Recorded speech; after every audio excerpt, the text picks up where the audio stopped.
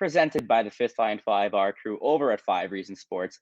I'm your host, Alex Baumgartner, and we're going to talk a little bit about the Florida Panthers' recent success as of late. I am joined with Shane Marinelli from the Five Reasons Sports Network. We're going to talk about last night's win against the Vancouver Canucks, as well as the Panthers' last 7 games, where they have been 6-0-1 since resuming play from the COVID-19 2-week shutdown that the NHL gave for the Panthers because of the COVID cases. Shane, obviously yesterday, another pretty good win by the Panthers. Outshot 44-26, and they still put up 5 against Vancouver, as well as some other stuff that happened at the arena. What's your opinion on last night's game? Tuesday night in Broward County, right? I mean, this team offensively, even when we talked about before the year how deep they are along the wings and how many guys can just score on a given night. And even there's at this point, there's about 4 or 5 interchangeable guys that you feel just as comfortable as the next. Okay, Horny's out, who had a nice little road trip there, scored a couple goals in a game. Okay, he's out. Mammon can get hot, or Lomberg could give you offense on any night. It's literally amazing. And I think Goldie made a really good point on the telecast last night. He's like, the Panthers don't have to line match up. They don't have to do this. They can just keep rolling their 4 lines because they're confident any 4 of them can give you offense. And that's such a huge advantage. Think about it. Just go out there, skate your minutes. And just the skill they present is just amazing. It's like, like some of the great offenses in football or basketball. Lundell's 20 years old going no look. You see that play last night, and it doesn't even involve. I said this to a friend last night. I said that play doesn't even involve arguably the 3 best players on the team. Right? Like you're making highlights like that, and it doesn't involve Barkov, Huberdeau, or Ekblad. It's amazing. Well, as you said, you can roll 4 lines, and not just the 12 forwards you have on the game sheet at a given time. There's 4 to 5 guys that are interchangeable, and we haven't even mentioned all season that Nola Chari hasn't played a single game, and he was a big-time shutdown player in the playoffs last season, taking faceoffs with 1 minute left on the penalty kill, while Alexander Barkov wasn't taking the draws.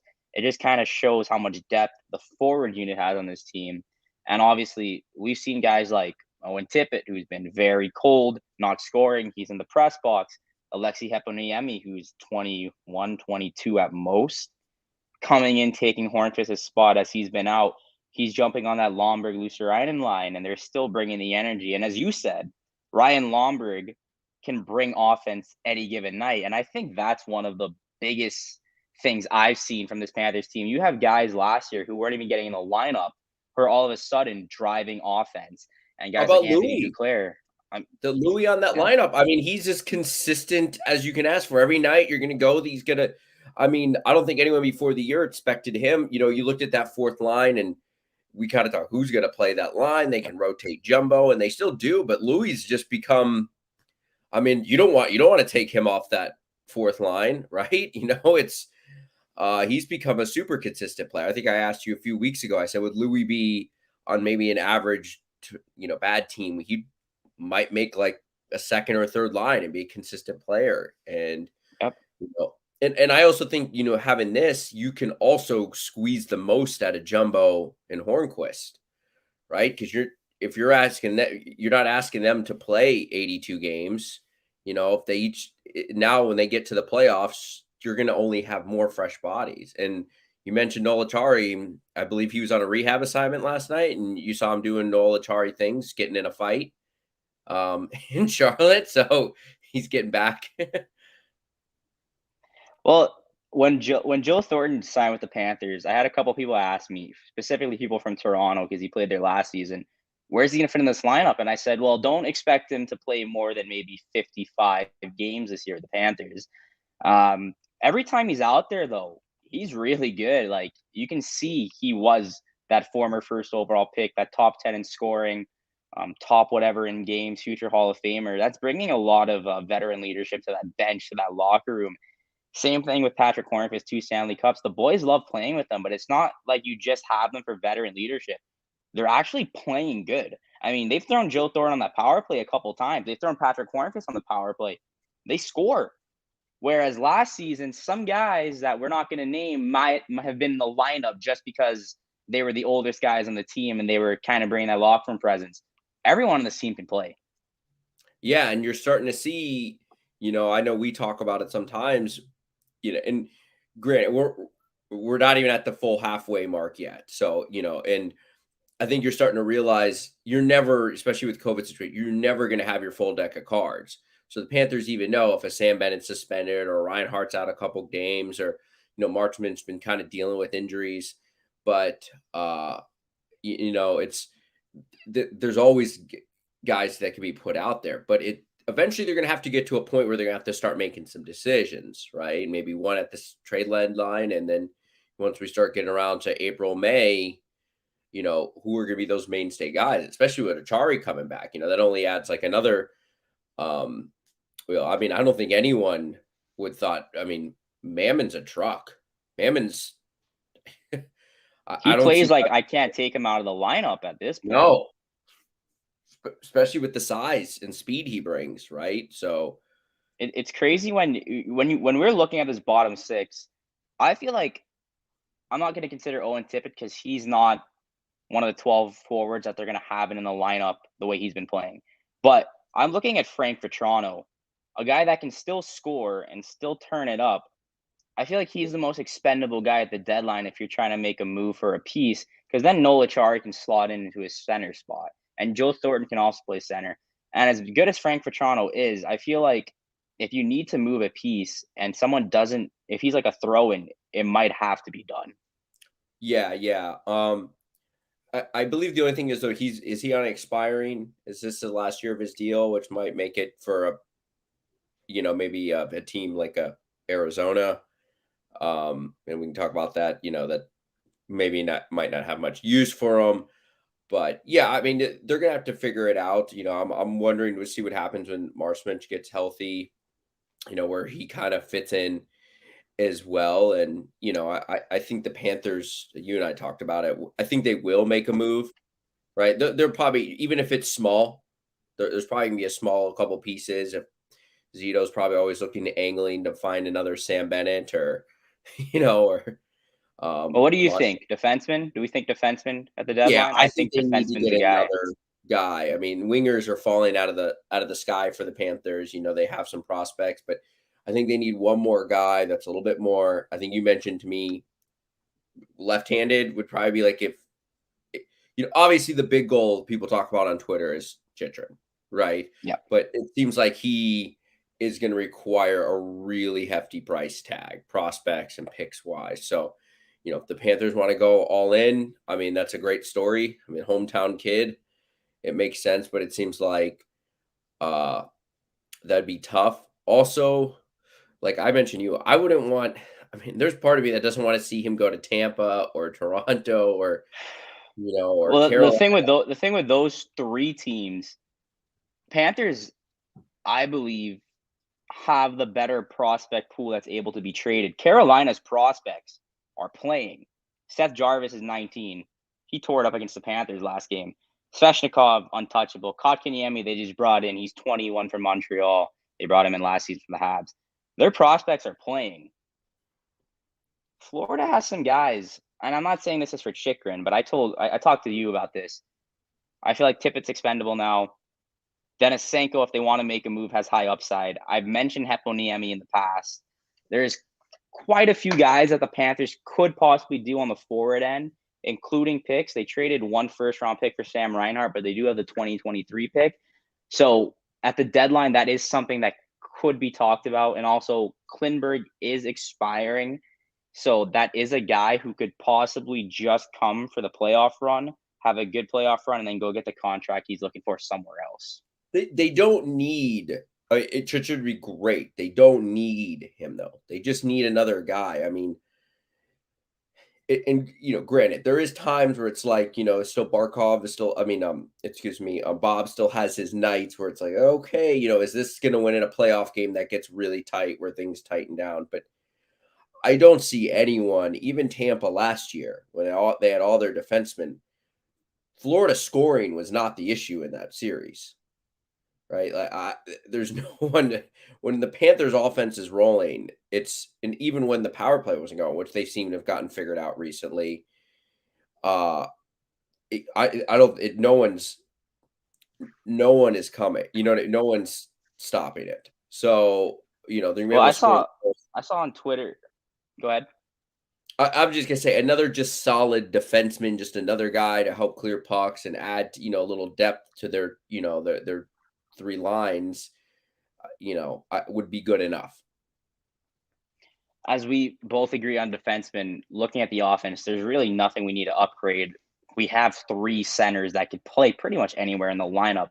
I saw on Twitter yesterday, I believe it was a Vancouver beat writer that said Canucks did outplay the Panthers, but when you have an elite offense like the Florida Panthers, they just need one chance. How many times in your lifetime have you heard elite offense and Florida Panthers, Shane? Because I remember when Camille Krebs, Stephen Weiss, and David Booth are elite offense. Yeah, I No remember disrespect to those guys. the days of Luongo going out there and saving like 45 of 46 shots and keeping the Panthers in, and they couldn't muster up, or you would you would just hope Pavel Bure would get lucky on a breakaway, and that was like the offense, right? I mean, Panthers, I feel like for a decade didn't see offense until you had that, Yager, Trocheck, Barkov year they won the division. But this is, more obviously more NHL history, but I wonder where, especially in the very modern era, where this offense could end up ranking, like all with goals and stuff like that. They're just and just efficiency. I mean, I think this was like a week ago on he had one of his two night. I think it was the game against Tampa. They scored 9. I believe Duclair had 2 goals that night. And I think I saw DeWart tweeted a stat where Duclair had like all of his goals have come. He's hit 66. He scored on 60% of his like shots on goal. It was His shooting rate was 25%, which is ridiculous for an yeah, it NHL was player. something So that's insane. one every 4 shots is going in the net. And Yeah, I think he had 69 shots or something like that around that area. well, I think it was a third. It was like 20. It was something ridiculous that Yeah. was just you don't unheard of. Like when Duclair gets the puck, he's not a volume shooter. He's not a guy who's gonna just unload the puck on net. But when he goes, I mean, he is, and his game has become more complete this year. Well, we Right? remember last season, so many times you'd see the foot speed, you see the breakaways, puck wasn't going in. This year, it's like a 3-man fight between Duclair, Barkov, and Huberdeau. Every night, Duclair scores and Huberdeau scores and Barkov scores. They're all very like 1 goal apart in that scoring race. I think there's 7 Florida Panthers with 10 or more goals this season, including Aaron Ekblad. I mean, have you ever been when in the overtime winner against Carolina, once Duclair handed that puck off to Huberdeau, like you knew it was going in. Like it was over at that point, right? Like that's just too much skill in hockey. And like you just knew it was going in, and Duclair just absolutely filthy. I mean, just also their ability. How many shorties does the team have this year? I mean, they are Yeah. so Lundell. They are so explosive, and they're so willing to jump on pucks. Barkov is just an absolute truck going down. With the shorty last night, and he's had a couple attempts. I feel like between him, Lundell, and Huberdeau, they almost get one a night, one shorthanded goal. And I feel like this season, no matter who the coach was, the coaching staff decided we're putting our best players on the kill.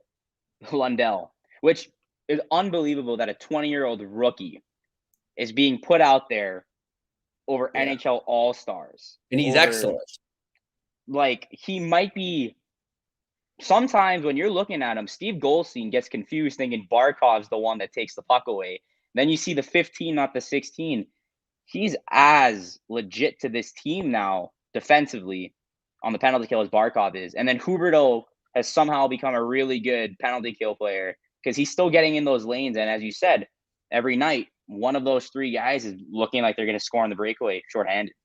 Do you think Huberdeau is we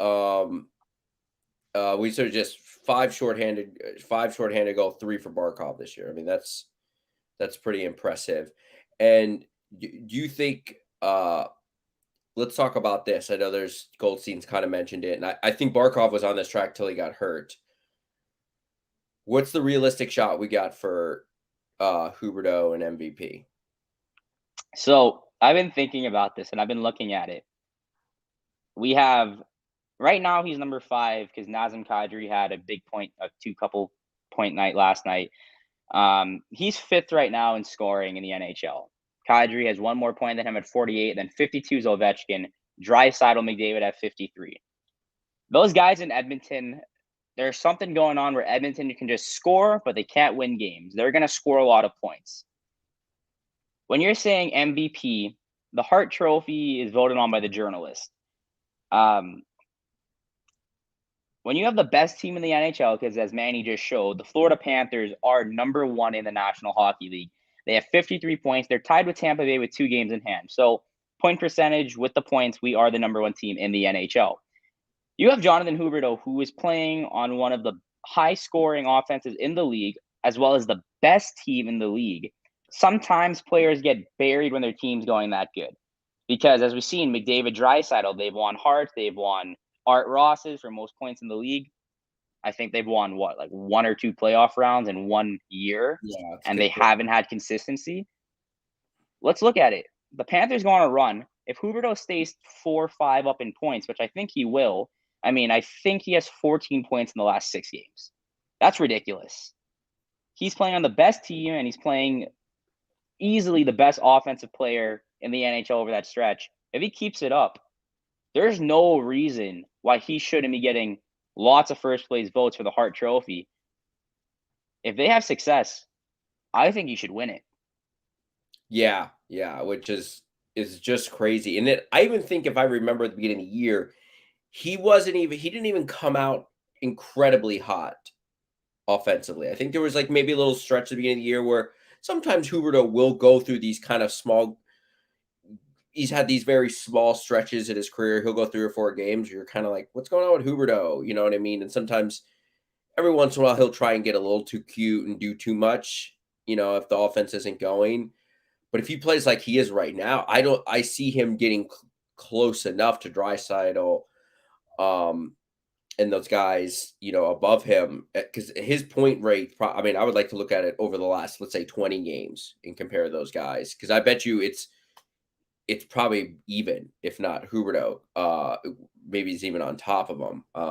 So if he keeps playing like this, he's going to be, you might be doing all the math, doing all this, why should we give it to him? And if he's within 5-10 points, you're kind of splitting hairs at that point, and I think he'll get it. And also, Shane, when you're looking at those 3 guys we just mentioned, and no disrespect to Nazem Kadri, he should be in the conversation too. He's another guy that's playing on a very high offensive powered team, and he's leading the scoring for that team. Draisaitl has 1 Hart. McDavid has 2. Ovechkin has 3. When you're able to put up numbers like former Hart Trophy winners, easily 2 Hall of Famers automatically, and then Draisaitl, if he continues, it will be a Hall of Famer. Jonathan Huberdeau easily has to sway some voters. I think Ovechkin's going to get a lot of first place votes just because he's so up in age and he's still doing what he's doing, and top of the Rocky Richard race, he's chasing Gretzky's record. People would love to vote for that. I think Huberdeau is going to be top 3 in voting by the end of the season. Yeah, which is just crazy because you could make a legit argument he's the 3rd best player on the team. Yeah. Right? Like, you could make the argument that, like, Ekblad is, I mean, we're splitting hairs, but that's insane. Like, hey. Well, that's a luck. Like, Shane, you watch, obviously, you're a big football guy. How many guys on the Dolphins can you say are so close together in terms of capability, where the Panthers have, we can say Barkov, Huberdeau or Ekblad Don't one of do the best not talk players. Dolphins. Don't do No. that to Shane right now. Don't do that to Well, Shane. Don't do that to I Shane. will say now. this. I God will say damn this. it. I made Don't a I made a joke on Twitter that the homestand, though before they made the 2-game road trip, that the Panthers scored more goals in every single one of their games than the Dolphins did the Titans that week following when they had that homestand. Of course, they had the 9 versus Tampa, which was there's been some cool moments at the stadium. The fans chanted, "We want Ted Yeah. Kodak Black." Like it's but yeah, so but yeah, no, I mean, just the luxury. I can make the argument that Huberdeau is the 3rd best player on the team, and he might win the MVP. Yeah. And I mean, Which is Aaron Ekblad looked like he might have been the favorite for the Norris until Cale Makar started just doing absolutely stupid things recently. And he's probably still going to be a top 3. You might have 2 guys that are top 3 in major awards in the NHL by the end of the season. And they'll tell you yeah, we'll like the award, but I think we want that bigger trophy at the end of the year. I want to ask you this just because you follow a little bit more, and you see this kind of just as great as the Panthers have played. None of these teams, Florida, Carolina, Tampa, Toronto, and the Cap, like no one can really separate themselves. The hockey schedule's weird with your division. Some teams you play 4 times, some teams you play 3. Panthers don't play their first game versus Toronto. I think I looked it up. It's like late March. Yeah. And there's a couple games at the end of the season. We get 2 down here. I looked at some of the strength of schedule. We've seen us play Tampa. It's hard to judge with Tampa because they haven't been healthy, and what happens when they get Kucherov, Kuch back and all that. Yeah. Where do you think we match up with Tampa? I think we got Carolina's number. I think we've shown that in a couple games. I think the Caps would be a fun series. I mean, it would be tons of points, but I think are a little better. Where do you think we match up with? Where do you just think we match up with some of these other teams? Especially looking at the last playoff series against Tampa, no one Aaron Ekblad, 3 different goalies, no Sam Reinhart on the team, missing Sam Bennett for some of the games, not as consistent forward depth on the bottom 6. Lundell, how many power play goals? But Tampa didn't score a ton on us in 5-on-5. Well, remember game 1, Kucherov had 2 power play goals. Does Lundell make a difference in one of those? Probably. Lundell makes a difference. The team's confidence makes a difference because they look, no matter if they're playing the ECHL Tampa team with their forward unit, all their defensemen are there. Victor Hedman was a -5. That's a 2-time Norris winner, I believe. Yeah, the Panthers, they're going into that series confident that they can beat Tampa, and I think healthy, they will beat Tampa. I think the penalty kill figured it out. It looks like the penalty kill also kind of started swifting a little bit, or the power play started kind of using what I've been telling them to use, that Tampa does, where they put Braden Point in the middle of the ice. Now you see Barkov kind of cutting to the middle of the ice, and they're using that middle to open up the gaps. That's what the Panthers have been doing. If they're doing the same power play setup, kind of like Tampa, they're going to be able to shut it down a little bit easier. Tampa, I think it's going to be a close series. Like you said with Carolina, that's always an iffy one. I think we're a better team. Washington, I don't know how I feel about Washington because even though on paper Florida's a better team, they've had some interesting battles. Honestly, Florida looks like the best team I've seen in the NHL this season. Florida has the deepest forward core in the NHL. I think they have to make sure they have good goaltending in the playoffs, no softies, and you got to make sure you have your defensive depth. But they will give up those softies. That's part of it. I mean, that's at a series. I think that's Bob's going to make a couple of amazing saves a night. We'll see. I think speaking of night, I think it's good to see him start getting his confidence back a little bit. I think he kind of hit a little bit of a sophomore slump there in the before the COVID shutdown. But yeah, but Bob's going to give that up. I think that's just part of our deal where you're not going to be have the defense of some of those like Bruins championship winning teams where you have some of those guys, big guys back there, and they just clear pucks all day. We're a small defensive team. Toronto. Yeah. So the thing with Toronto is I'm surprised how well they've been playing. their forwards have been scoring. And when I'm looking on paper at Toronto's D, it's interesting because like you got guys like TJ Brody, Jake Muzzin, Morgan Riley. That's pretty solid, but Aaron Ekblad's better than every single defenseman on that team, on the Leafs team, and I 100% will take any heat. He's better than Morgan Riley. Mackenzie Weegar has been really good at takeaways this season, and I think he would be a top 2 defenseman on the Leafs, top 2, top 3. Toronto's goalie's been pretty good this season too. Like Florida, though, Toronto hasn't won a first round in forever. 2004 for them, 96 for us. So honestly, if Florida doesn't get the first seed, there's a chance you see them in the first round, and then someone's moving on, and then someone's not going home with a first round win. So it's hard for me to say right now. I want to see how we match up against them towards the end of the year when it's closer to playoff time. As you said, that's when our first games are. We're gonna have to wrap it up now, but looking ahead, Shane, what do you want to see different from this Panthers team? Obviously, 6-0-1, haven't dropped a point in the last 7 games, but what do you want to see improved? Well, they had a nice little 2-game road trip, but you got a tough kind of long western swing coming up, right? You don't have to dominate that. I believe they play Edmonton on that swing, right?